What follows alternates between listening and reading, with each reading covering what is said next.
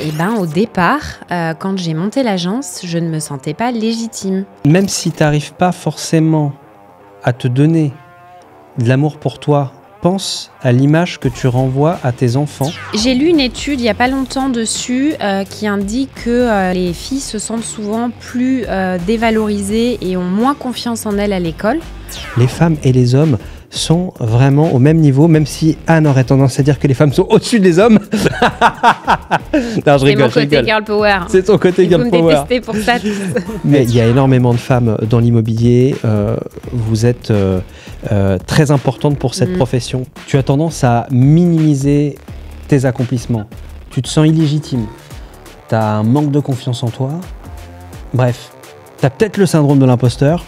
Alors écoute bien cet épisode avec notre chère Anne Boucaud.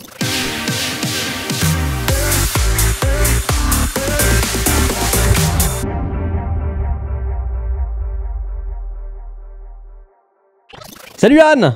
Salut Cédric. La forme? Bah ouais, top. Ok. Et toi? Eh ben écoute, la pleine forme, écoute, nouvel épisode, nouveau podcast. Et je suis ravi de te recevoir aujourd'hui, Anne, Yes, parce que on va parler d'un sujet que tu connais bien au travers des coachings que tu donnes aujourd'hui, vu que tu as des femmes qui sont dans tes coachés. Ouais. Avant de démarrer ce podcast, donc, petit rappel, Anne Boucaud, une performeuse en immobilier de 350 à 430 000 euros de chiffre d'affaires hors taxe à titre personnel en production. Tu as 2 agences immobilières. Tu as été élu au palmarès de l'immobilier 2022 pour la région Île-de-France. On t'a déjà vu dans des émissions télé, au micro de Radio Imo. Bref, Anne Boucaud, je suis ravi de t'avoir parmi nous. Et puis surtout, tu es chez Disrupteur Immobilier, tu es coach. Exactement. J'ai cette grande joie depuis le mois de septembre. Donc, j'ai aujourd'hui 44 ou 45 coachés entre les conseillers et les directeurs d'agence. Waouh. Et une majorité de femmes, ouais. C'est énorme. Ouais. Top. C'est top, c'est Ouais. bien. Alors, ce que je te propose aujourd'hui, ma chère Anne, c'est que l'on parle du syndrome de l'imposteur, mais plus particulièrement chez les femmes. En proportion, il y a plus de femmes agents immobiliers, enfin en tout cas négociatrices ou conseillères IMO que d'hommes. Et donc, je pense que ça a du sens aussi de témoigner de ce syndrome de l'imposteur pour les femmes qui nous écoutent. Ouais, en plus de ça, si tu regardes tous les épisodes qu'on a eus jusqu'à présent avec des coachés, c'était des femmes. Ouais, c'est clair. Oui. Mais où sont les C'est hommes? ça. Il y en a, hein. Yes. Bon, on sera ravis de vous recevoir. En tout cas, les amis, dès que vous aurez montré le bout de votre nez, hein, mais visiblement, effectivement, l'immobilier, ce qui est bien aussi quand même dans l'immobilier, c'est que quand tu es rémunéré à la performance, il y a pas de question de... Enfin, je sais pas, peut-être que je me trompe, mais c'est le sentiment que j'ai. Il n'y a pas de question de revenus en fonction du sexe. C'est-à-dire qu'on est tous au même niveau et vas-y, quoi. Tout à fait, mais je suis entièrement d'accord avec toi, Cédric. Et il n'y a pas une histoire de je gagne plus que mon mari ou que ma femme, etc. Je suis tout à fait d'accord avec ça, mais c'est vrai qu'il y a pas mal de femmes qui parfois, qui font des beaux chiffres d'affaires, qui n'assument pas aussi tout à fait la rémunération qu'elles ont. D'accord. Ouais. Moi, je l'ai déjà vu, ouais. Alors justement, on va parler de ça en détail. Anne, donc là, rapidement, pour toi, c'est quoi le syndrome de l'imposteur? Le syndrome de l'imposteur, c'est avoir du mal, en gros, à accepter sa valeur, toutes ses réussites, se dire que parfois, pour beaucoup même, c'est le hasard. Elles ont réussi parce que c'était un événement extérieur, mais pas du tout grâce à leurs compétences ou leur travail. C'est vraiment ça, en fait. C'est pas se sentir du tout à sa place et penser qu'on n'est pas légitime dans ce qu'on fait. Ok, good. Et alors, qu'est-ce qui déclenche en fait finalement le syndrome de l'imposteur? Est-ce que c'est son expérience de vie, c'est son éducation? Est-ce que c'est peut-être aussi les codes culturels? Parce que justement, on est sur le thème des femmes. Qu'est-ce que t'en penses, toi? J'ai lu une étude il n'y a pas longtemps dessus qui indique que pour les jeunes filles à l'école, donc à partir de 5 ans, les filles se sentent souvent plus dévalorisées et ont moins confiance en elles à l'école. Donc, ça peut commencer dès tout petit et souvent, effectivement, ça peut venir de l'éducation, ça peut venir aussi de la pression qu'on peut se mettre soit en tant que femme. On parle souvent de la charge mentale, mais quand on est une jeune femme et qu'on évolue après dans sa vie adulte, etc., il peut y avoir des paramètres qui font que on se met aussi beaucoup de pression parce qu'il faut réussir socialement, parce qu'il faut avoir des enfants, s'occuper des enfants, mais en même temps bosser. Moi, ça a été mon cas, Cédric. Si je peux témoigner d'une expérience, mais quand je me suis installée en qualité de gérante d'agence, donc j'avais 30 ans, jeune maman, au départ, quand j'ai monté l'agence, je ne me sentais pas légitime et j'avais l'impression que je me sentais vraiment pas à l'aise par rapport à ça et j'ai vraiment vécu ça parce que je me disais finalement ok, j'ai des réussites, mais est-ce que c'est vraiment lié à mon travail? Est-ce que je me dévalorisais en permanence? Vraiment, de tout ce que je pouvais entreprendre. Je me disais que les autres faisaient mieux que moi. Donc, j'ai pu connaître ça il y a quelques années quand je me suis lancée en directrice. Et quelles conséquences ça a pu avoir sur toi, sur ta vie perso, sur ton activité ? Clairement, la confiance en soi, elle est complètement altérée parce qu'en fait, on rentre dans ce schéma-là on a l'impression que les autres font toujours mieux que nous et que nous, on fait toujours moins bien. Et en plus, souvent, les réseaux sociaux ont tendance aussi à accentuer ça, si on peut prendre cet exemple. Et moi, je le vois au travers des coachés parfois qui me témoignent les choses en me disant « Oui, mais une telle fait mieux » mais c'est ce qu'elle montre aussi sur les réseaux. Donc, moi, ce que ça a pu avoir vraiment comme conséquence pour répondre à ta question, c'est que je me suis dévalorisée. Donc, je suis vraiment rentrée dans un cercle qui n'était plus du tout vertueux. C'est-à-dire que je suis passée un peu en mode victime de me dire j'ai moins confiance en moi, donc je réussis moins. Ça a aussi impacté ma vie personnelle en tant que jeune maman. Parce que du coup, tu te sens moins bien dans ton boulot et tu peux te sentir aussi une mauvaise maman, une mauvaise épouse. Donc voilà, tu commences par une case et puis après, tu te racontes l'histoire dans tous les domaines de ta vie finalement. Là, ça devient un pattern, un schéma finalement. Et alors, Anne, là aujourd'hui, tu es toute sourire, toute joyeuse. J'aurais jamais imaginé en fait que tu avais vécu ça. Comment est-ce que tu te sens aujourd'hui ? Très bien, mais clairement très très bien et j'ai pu dépasser ça aussi moi en me faisant coacher. Donc avant d'être coach, je me suis fait aussi coacher pour apprendre à prendre confiance en moi et à être beaucoup plus à l'aise et à assumer en fait. Aujourd'hui, j'assume mes réussites, j'ai bossé dur, j'ai réussi, je suis douée dans ce que je fais, même si comme tout à chacun, on a tous des axes d'amélioration. Mais c'est OK de se dire ça. Et il y a beaucoup de femmes qui n'osent pas, en fait. Et je le vois dans les femmes que je coach et qui ont des sujets avec le syndrome de l'imposteur et la confiance en elles. Quand tu leur poses la question « Qu'est-ce que tu aimes chez toi ?» Je t'assure, Cédric, véridique, j'ai des grands blancs. Elles ne savent absolument pas me répondre, que ce soit extérieurement ou sur leur qualité intérieure, soft skills et autres. Qu'est-ce que j'apporte, moi, en valeur à mes clients ? Pourquoi je suis là ? Pour beaucoup, elles ne sont pas du tout à l'aise avec ça, en fait, parce qu'elles se sentent, pour beaucoup, vraiment nulles dans ce qu'elles font, en fait. Donc finalement, en fait, si on veut répondre à ça, il faut se donner de l'amour pour soi ? Ouais. C'est hyper important et moi, j'aime souvent assez rapidement, quand on commence le coaching, les faire passer sur la vidéo. Donc, les apprendre à pitcher, parce que on a tout un processus pour justement aider dans le cadre de nos coachings à définir les objectifs, une vision claire, précise. À travers la vision, déjà, il y en a plusieurs femmes qui sortent de leur zone de confort à ce moment-là parce qu'elles se rendent vraiment compte de la valeur qu'elles apportent et elles commencent aussi à toucher du doigt ces éléments-là. Et la vidéo, de faire des vidéos, tu as au début, pour beaucoup, c'est vrai que c'est un exercice qui est difficile. Moi, quand j'ai commencé les vidéos il y a plusieurs années, au début, j'étais pas du tout à l'aise. Ces vidéos, tu trouves que tu as une voix de merde, que sur ton visage, il y a ça qui vont pas, t'aimes pas, voilà, un certain nombre d'éléments. Et avec la vidéo, justement, le fait de pitcher et d'avancer dans cette direction, finalement, tu apprends vraiment à t'aimer et tu apprends à reconnaître ta valeur. Tu vois, Et ça, c'est hyper, hyper intéressant. Et j'ai vu des transformations en quelques séances avec des femmes qui me disent ok, aujourd'hui, je sens que ça y est, j'ai eu un déclic. Pour beaucoup, ça peut être aussi à des traumatismes liés à l'enfance. On parle beaucoup de ce qui se passe aussi à l'école, à la maison. Mais voilà, il y a aussi toutes ces notions-là à prendre en compte. J'allais y venir. Ouais, justement, j'allais y venir en fait. Est-ce que l'environnement, les expériences passées, tout ça a une incidence sur ça? Oui, bien sûr.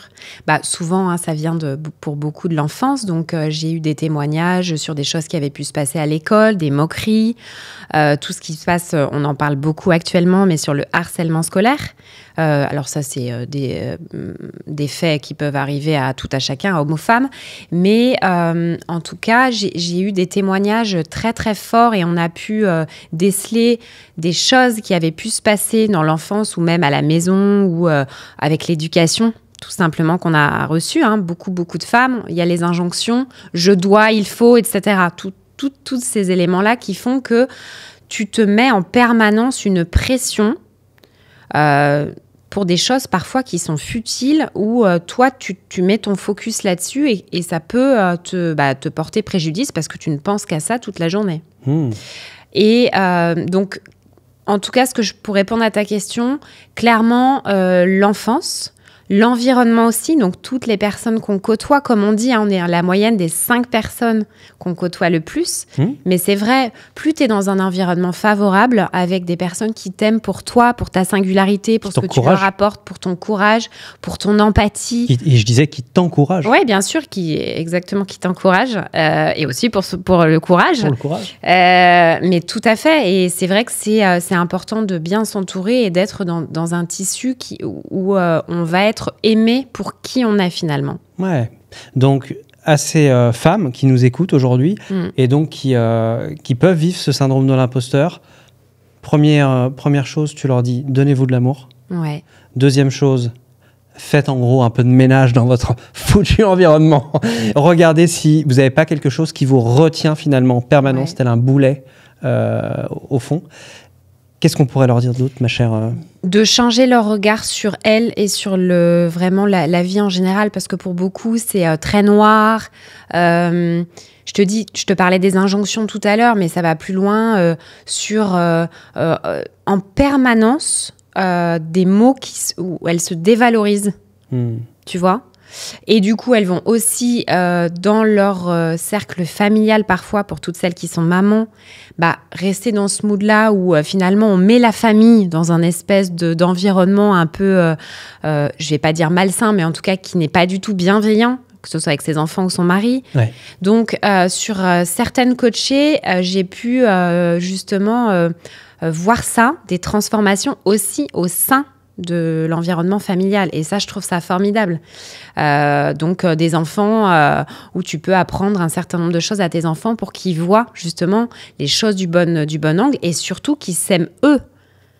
Tu vois Ça, c'est super intéressant ce que tu dis. C'est-à-dire que même si tu n'arrives pas forcément à te donner de l'amour pour toi, pense à l'image que tu renvoies à tes enfants et notamment à ta fille. Exactement. Et quel exemple tu veux être pour tes enfants? Alors, tu sais que c'est une phrase qui me touche particulièrement, mais et effectivement, ça peut être quelque chose auquel tu peux te raccrocher pour, on va dire, avoir ce déclic. Tout à fait, parce que parfois, il y a des choses que tu n'acceptes pas pour tes enfants, où tu veux vraiment le meilleur pour eux. Ouais. Et du coup, tu vas te dépasser par rapport à ça. Donc, ça peut passer d'abord par tes enfants. Et j'ai un exemple à donner d'une coachée avec qui, justement, j'avais du mal à... Elle entendait ce que je lui disais, mais elle avait du mal à le conscientiser et à se dire, OK, maintenant, il faut que maintenant que j'en ai pris conscience, je vais avancer. Et en fait, je lui ai proposé donc, de faire un exercice avec sa famille, parce qu'elle me disait qu'elle était vraiment dans un environnement assez néfaste, donc les enfants râlaient beaucoup, son mari aussi, ils étaient vraiment dans du négatif toute la journée. Donc je lui ai proposé de faire un exercice qui s'appelle les 3 kiffs par jour, donc au sein de la famille, d'avancer avec... par exemple, le soir au dîner, de se dire, OK, chacun dit les 3 choses positives qui lui sont arrivées dans la journée. Ouais. Et en fait, elle a commencé par cet exercice-là et au fur et à mesure, elle a remarqué qu'il y avait un changement dans la famille et elle m'a dit ça a été un grand soulagement parce qu'enfin, je me suis dit aussi que je pouvais penser à moi. Donc, on a été plus en profondeur sur elle et donc, on a fait le fameux exercice de « Alors, qu'est-ce que t'aimes chez toi ?» Mais je t'assure que ça a été difficile parce que elle avait du mal à me donner 3 qualités, 3 choses qu'elle pensait de bien sur elle en physique. Donc voilà, parfois ça peut être un travail assez long, mais on voit des très très beaux résultats et je pense que c'est à souligner aussi parce que tous ces éléments-là vont influer aussi, comme on dit, quand on est bien avec soi-même, on est aussi très bien avec son environnement. Et on est mieux en société, on est mieux dans son travail. Donc c'est hyper puissant de commencer par là, ouais. Ok Anne. Alors là, on s'imagine que tu as une femme qui a le syndrome de l'imposteur, qui est là, qui est en face de toi. Ouais. Dis-lui quelque chose du fond du cœur, passe-lui un message. Qu'est-ce que tu aimerais lui dire ? J'ai envie de lui dire que en tant que femme, c'est pas tous les jours évident parce que, encore une fois, on rassemble beaucoup de rôles.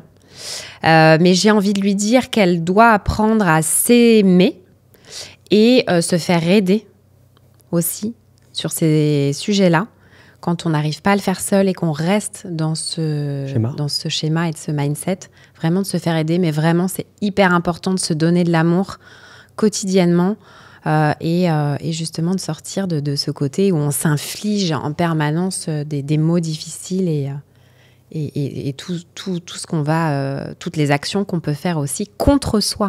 Vraiment d'être une personne à part entière et vraiment de faire unité avec son corps, avec son visage, avec son caractère, avec tout. C'est vrai. Et puis, moi, je trouve qu'une femme qui s'assume, c'est une belle femme. Ouais. C'est vachement important, en fait. Donc, moi aussi, je t'envoie un message. Si tu es une femme et que tu as le syndrome de l'imposteur, eh bien, bats-toi, ne lâche rien. Clairement, on est dans une société aujourd'hui où les femmes et les hommes sont vraiment au même niveau, même si Anne aurait tendance à dire que les femmes sont au-dessus des hommes. Non, je rigole. C'est mon côté girl power. C'est ton côté girl power. Vous me détestez pour ça. Mais ouais, il y a énormément de femmes dans l'immobilier. Vous êtes très importante pour cette profession parce que vous apportez aussi cette touche féminine qui retire un peu parfois ce côté un peu bourrin de masculin. Ouais. Et donc, voilà, faites-vous plaisir, donnez-vous de l'amour. Récompensez-vous à chaque fois que vous avez fait quelque chose, c'est des petits pas et à chaque fois voilà, vous faites une petite chose, récompensez-vous pour prendre confiance en vous de plus en plus et avoir un maximum d'estime et transmettez ça au monde, montrez au monde cette image-là pour nos enfants, en tout cas pour que vos filles également s'estiment et s'aiment pleinement. Et moi, je voulais juste rajouter une dernière chose, Cédric, c'est que pour moi, une femme dans l'immobilier, être une femme, c'est un atout. On peut apporter aussi toute une fraîcheur et une douceur, je dirais, parfois dans les négociations. Quand parfois c'est un peu musclé, qu'on tombe sur des profils compliqués. Je trouve que d'être une femme, c'est un atout aussi par rapport à ça. Et on peut imposer ses idées, clairement. Je pense que je suis l'exemple, c'est-à-dire que je sais où je vais et je suis une driveuse. Mais j'aime bien apporter toujours cette douceur et me dire que c'est important aussi. Donc, dans une négo ou dans d'autres événements de la vie et en tout cas dans l'immobilier, dans toutes les actions qu'on peut mener, je trouve que c'est un angle très intéressant d'être une femme et de pouvoir apporter aussi une belle vision à ce métier. Top. Merci beaucoup Anne pour cet épisode. Avec plaisir Cédric. Parfait. Eh bien, je vais juste vous inviter à mettre un like si vous avez aimé, à vous abonner si ce n'est pas déjà fait. Et alors là, le summum, vous le partagez à une femme que vous connaissez. Qui en a besoin ou même s'il n'y en a pas besoin, je pense que c'est toujours intéressant de se nourrir de ces échanges. Yes. Merci à vous pour votre écoute. Merci à toi Anne. Merci. Très belle journée. Ciao, ciao. Ciao, bye bye.